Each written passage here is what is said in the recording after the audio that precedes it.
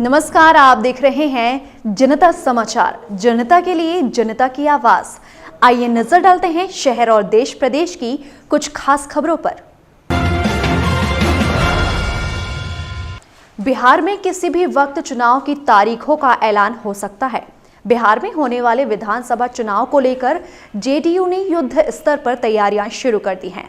इसी कड़ी में बुधवार को नीतीश कुमार की अगुवाई वाली जनता दल यूनाइटेड ने डिजिटल प्लेटफॉर्म पर अपना एक खुद का पोर्टल लॉन्च किया। जेडीयू लाइव नाम के डिजिटल पोर्टल के उद्घाटन में सांसद और जदयू के वरिष्ठ नेता शामिल हुए।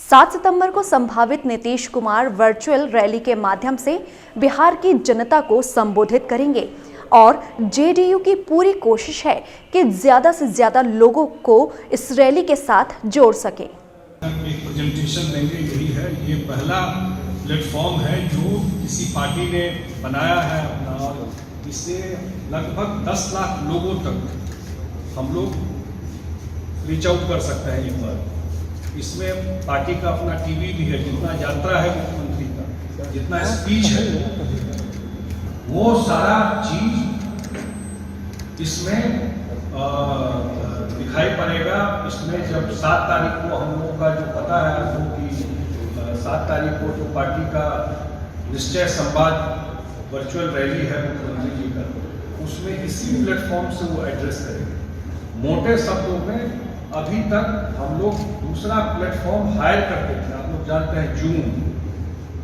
गूगल का, कोई हायर किए उस प्लेटफॉर्म पे जाके अपनी बात रखी। ये बिहार का अपना प्लेटफॉर्म है, इसमें हमको किसी से हायर करने की जरूरत नहीं है। अब जेडीयू का अपना प्लेटफॉर्म है और इस प्लेटफॉर्म से डायरेक्ट अपने लोगों के बीच में, अपने वर्कर से, जनता से सब।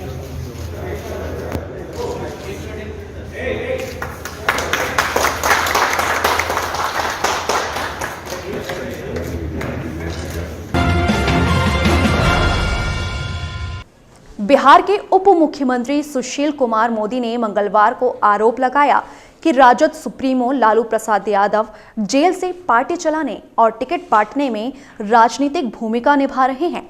सुशील मोदी ने ट्वीट कर आरोप लगाया कि 4 मामलों में लालू प्रसाद को जेल की सजा हुई है, लेकिन झारखंड सरकार ने उन्हें इलाज के नाम पर आलीशान बंगले में पहुंचा दिया और वे 5 सितारा सुविधाएं पा रहे हैं। दर्जन भर लोग उनके बंगले में पहुंच रहे हैं, तो हम चुनाव आयोग से हस्तक्षेप की अपील करेंगे। बीजेपी ने सिंधिया के गढ़ में मेगा सदस्यता अभियान चलाकर अपनी ताकत दिखाई, तो अब कांग्रेस भी यहां अपना दमखम दिखाने के लिए तैयार है। उपचुनाव की चौखट पर खड़े प्रदेश में कांग्रेस भी अपने चुनाव अभियान की शुरुआत ग्वालियर चंबल से करने के लिए तैयार है। पार्टी पीसीसी चीफ और पूर्व सीएम कमलनाथ का यहां मेगा शो करने जा रही है। इस इलाके में 16 विधानसभा सीटों पर उपचुनाव होना है। अब कमलनाथ भी सिंधिया के गढ़ से उपचुनाव के लिए प्रचार का शंखनाद करने जा रहे हैं। मध्य प्रदेश में शिवसेना के पूर्व प्रदेश प्रमुख रमेश साहू की गोली मारकर हत्या कर दी गई है। वहीं रमेश साहू की पत्नी और बेटी को आरोपियों ने चोट पहुंचाई है। घटना को अंजाम देने के बाद आरोपी मौके से फरार हो गए, जिसके बाद मामले में पुलिस आरोपियों की तलाश कर रही है। परिजनों के मुताबिक लूट की नीयत से हत्या की गई है। वहीं हत्या की जानकारी लगते ही सीएसपी, एएसपी सहित आला अधिकारी मौके पर पहुंचे और जांच शुरू कर दी। केंद्र सरकार ने बड़ा फैसला लिया है। पबजी समेत 118 मोबाइल ऐप पर प्रतिबंध लगाने का फैसला किया। इलेक्ट्रॉनिक्स और सूचना प्रौद्योगिकी मंत्रालय ने धारा 69A के तहत इन मोबाइल ऐप्स पर बैन लगाने का फैसला किया।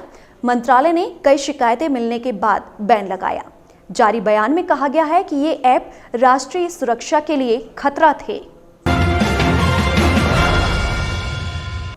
बिहार विधानसभा चुनाव से पहले राज्य के पूर्व मुख्यमंत्री जीतन राम मांझी की पार्टी हिंदुस्तानी आवाम मोर्चा एनडीए में शामिल हो गई है। पार्टी पिछले महीने ही महागठबंधन से अलग हुई थी। जीतन राम मांझी ने कहा, हमने जनता दल यूनाइटेड के साथ गठबंधन किया है और राष्ट्रीय जनतांत्रिक गठबंधन एनडीए का हिस्सा बन गए हैं। बिहार विधानसभा चुनाव में सीट बंटवारे को लेकर कोई चर्चा नहीं हुई है। उन्होंने आगे कहा कि लालू प्रसाद जी के गलत चक्कर में हम पड़ गए कि आओ भाई, जो एनडीए काम करके नहीं दे रही है वो हम करके देंगे, लेकिन वहां हमें यही लगा कि वहां तो भाई भतीजावाद ही है, भ्रष्टाचार है, हर तरह से अपने बारे में विशेष सोच है, ना कि राज्य के लिए। एमए है, पीएचडी है, नेट है, प्रोफेसर है, इसके बाद उसका चयन कोई दया की बात नहीं है, वो डिजर्व करता है। और लालू जी उस समय अपना ये में गर्ज में हमसे नहीं है, बसंती जी बैठे हुए हैं, दानी जी बैठे हुए हैं, टाइम विदाउट नंबर कि भाई किसी तरह से जीतन मांझी को लाइए, जीतन मांझी को लाइए। और ठीक है, हम तो थे एनडीए में ही, हर तरह से प्रतिष्ठा थी। प्रधानमंत्री बहुत लोगों को नहीं जानते हैं, लेकिन जब मीटिंग 2015 में होती थी तो किसी का नाम नहीं होता, सबसे पहले जीतन मांझी का नाम लेते थे। अभी इंडिया राइजिंग का चल रहा था वहाँ दिल्ली में, हम थर्ड फ्रंट में बैठे हुए थे। वही कुक्कुट बांध के बारे में उन्होंने चर्चा शुरू किया कि हम बिहार के लिए किया, जो 24 करोड़ में था अब 300 करोड़ में होने जा रहा है। हमने उसको किया, देखिए जीतन मांझी बैठे हुए हैं, उन्हीं का राज का। सब लोग देखने लगा कि कौन जीतन मांझी है। तो कहने का मेरा मतलब, हमको हर तरह से सम्मान था, लेकिन लालू प्रसाद जी के गलत माने चक्कर में हम पड़ गए कि आओ भाई, जो एनडीए नहीं कर रहा है हम लोग आपको साथ देंगे। सीएम शिवराज सिंह चौहान का दौरा निरस्त हो गया है। 3 सितंबर को होने वाला 1 दिवसीय दौरा निजी कारणों से निरस्त हो गया।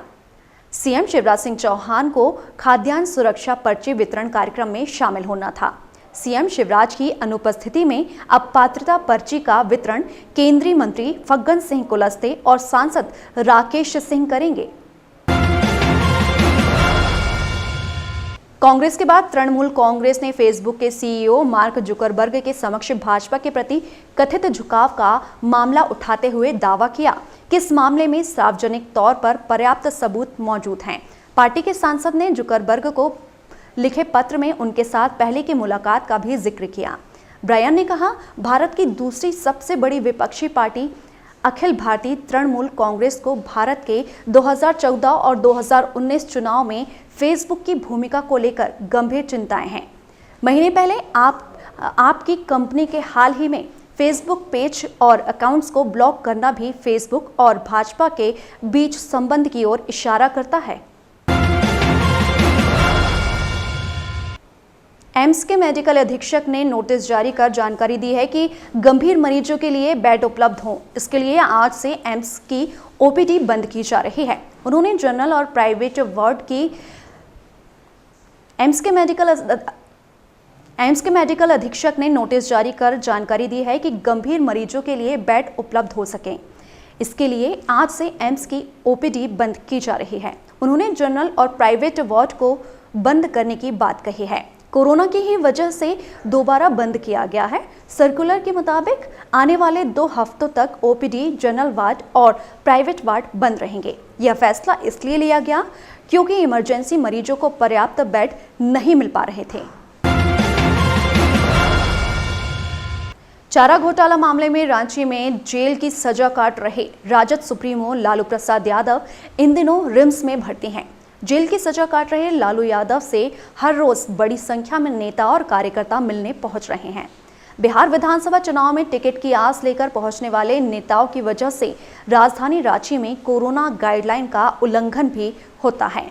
बिहार या दूसरे प्रदेश से लालू प्रसाद से मुलाकात करने वालों को 14 दिनों के क्वारंटाइन किया जा रहा है। इसी के साथ ही फिलहाल इस बुलेटिन में सिर्फ इतना ही। बने रहिए जनता समाचार के साथ।